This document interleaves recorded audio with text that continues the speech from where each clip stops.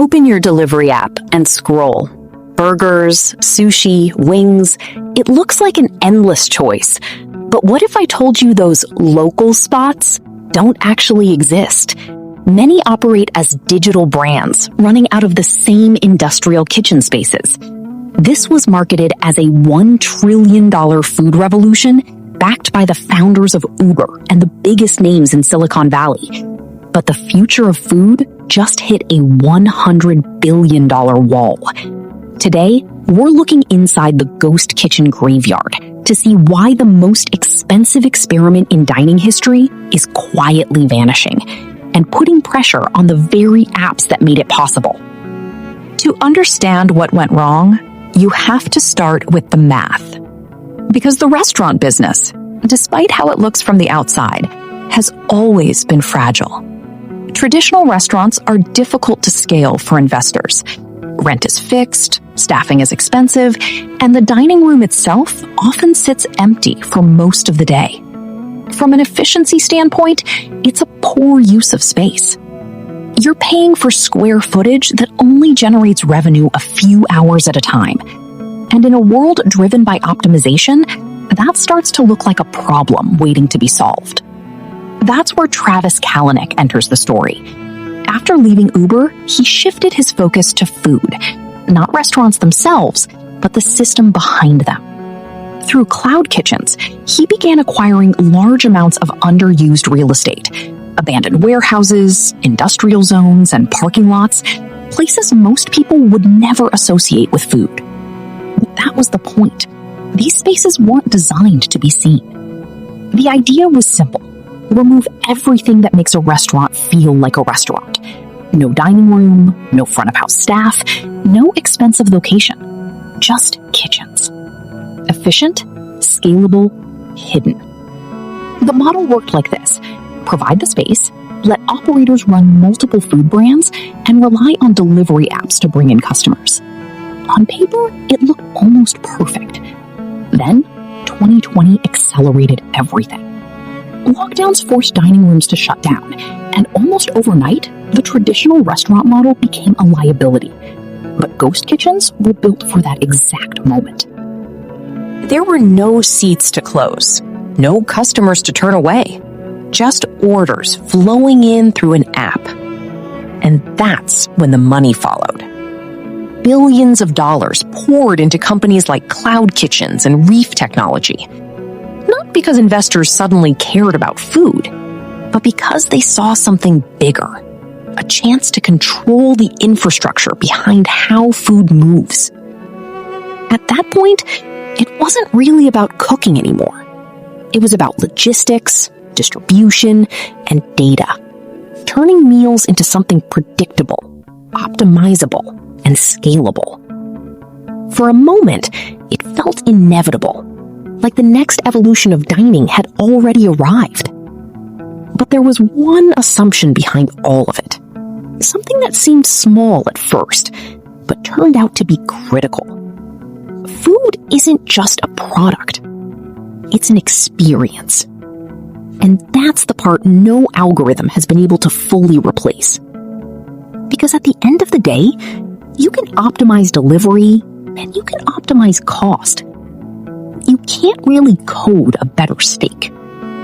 This is where the model starts to shift, because inside a ghost kitchen, the role of a restaurant begins to change. You're no longer just cooking, you're operating inside a system. And in many cases, that means thinking less like a chef and more like a data operator. Imagine a single kitchen running 10, 20, or even more different brands at the same time. Burger Boy, the Patty Lab, gourmet grills. On the surface, it looks like variety, but behind the scenes, it often comes from the same setup, sometimes even the same ingredients. At first glance, it feels like a choice, but in reality, it's about visibility. On platforms like DoorDash, more brands mean more chances to appear. More listings, more thumbnails, more opportunities to be clicked. So instead of one restaurant competing for attention, you have multiple versions of the same kitchen occupying space on the screen. It doesn't take over the system, but it does create a concentration of visibility. And over time, that starts to shape how decisions are made. Instead of asking what makes a dish truly great, the focus gradually shifts to what makes it perform. What gets clicks, what gets reordered, and what can survive the delivery process. Because in this model, food isn't just something people enjoy. It's something that's measured, tracked, ranked, and optimized. And that leads to another subtle change. Food starts to be designed for the journey, not just the experience. It needs to stay warm for 20 or 25 minutes, hold its shape inside a sealed container, and remain cost-efficient enough to absorb platform fees. As a result, menus become simpler, ingredients more standardized, and preparation faster and more repeatable. Not necessarily worse, but more predictable. And as all of that happens, something less visible begins to fade. Identity. A traditional restaurant has a presence, a place, a story, something you remember. But in a ghost kitchen model, that connection becomes harder to build. There's no dining room, no familiar faces, no atmosphere tying the experience together. Instead of forming a relationship with a place, people interact with a name on a screen. And when that name changes or disappears, there's nothing left to anchor the experience. So you're not really a regular.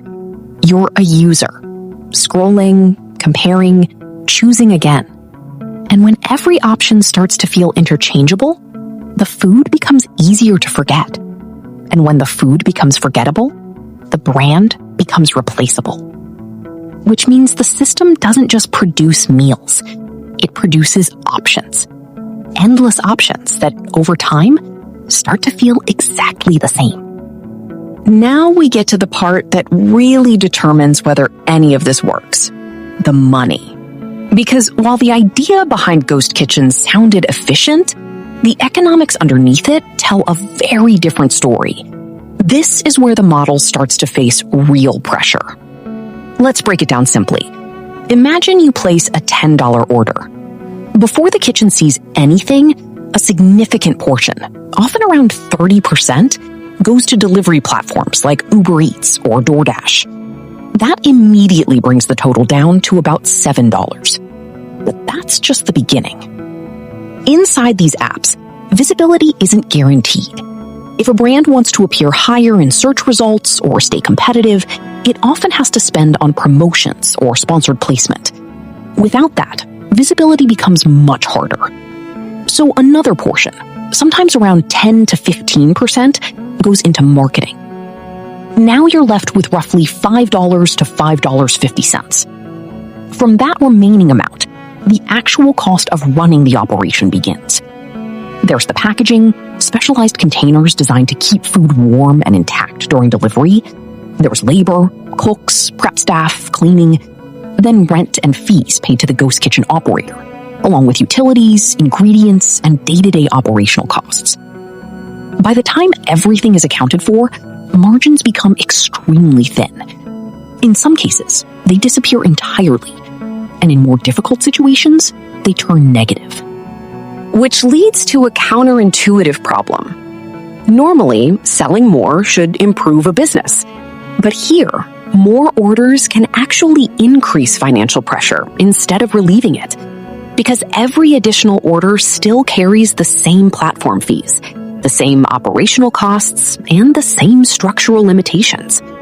This is what many operators started to experience as a kind of scale trap. Growth didn't fix the problem, it amplified it. And this is where even the biggest players ran into reality. Travis Kalanick, through CloudKitchens, tried to address part of the issue by controlling real estate, owning the kitchens, reducing overhead, and standardizing operations. But even with that advantage, one challenge remained difficult to avoid: the cost of distribution. As long as orders depended on third-party platforms, a large portion of revenue continued to flow outward, limiting how much any single operator could keep. And over time, the effects started to show. Not as one dramatic collapse, but as a series of signals. Reports of layoffs, underused kitchen spaces, facilities operating below capacity. Some brands quietly pulled back their expansion plans. Others tested the model and chose not to continue. Even established chains like Wendy's and IHOP explored the space, then reassessed how much value it actually added. Because at a certain point, the limitations became clear. A kitchen without a front door removes costs, but it also removes something else: visibility outside the app, direct customer relationships, and control over the full experience. So while the system made it easier to start a food brand, it made it harder to sustain one. And that's the paradox at the center of it all. The model was designed to make restaurants more efficient, but in trying to optimize every part of the system, it stripped away the margins that made the business viable in the first place. Which is why, for many operators, the question shifted from how fast can we grow to something much simpler. Can this actually work long term? The ghost kitchen wasn't just a business model. It was a model that reduces much of the traditional human element from the most human thing we do: eating together. The disaster we're seeing now isn't just a financial crash. It's a broader shift in how people value food experiences. We are realizing that we don't just pay for calories. We pay for presence. We pay for the feeling of walking into a place where they know our name. We pay for the vibe that a shipping container in an industrial park struggles to fully replicate. The future of food isn't a warehouse in the suburbs. It's the return to the local storefront. So the next time you're about to click order, try something simple. Take a second and search the address. Look at where your food is actually coming from. See if there's a window. See if there's a door. See if there's anything there at all. Because behind some of those familiar names, there may not be a restaurant in the way you imagine. Just a kitchen built to serve an algorithm. And the more we rely on that system, the more pressure it puts on something else. The places we recognize, the ones with history, the ones where someone remembers your order or your name. Those spaces don't just compete on price or speed. They survive on connection. And that's much harder to replicate through an app. So this isn't just about ghost kitchens. It's about what we choose to support and what slowly fades when convenience becomes the only priority. Because if we keep ordering from systems that prioritize efficiency above everything else, then over time, the restaurants that rely on presence, atmosphere, and community could face increasing pressure. And once those places disappear, rebuilding that kind of local presence wouldn't be easy. So the next time you scroll through endless options, pause for a moment and ask yourself, how many of these places are real? And what kind of food experience do I actually want to support? I'm curious, have you ever looked up a restaurant you ordered from and found something completely different than you expected? Or maybe you've had a great experience with a ghost kitchen that changed your mind. Let me know in the comments. What do you think? Is this the future of food? Or something we're already starting to move away from? Because once you start noticing it, you don't really scroll the same way again.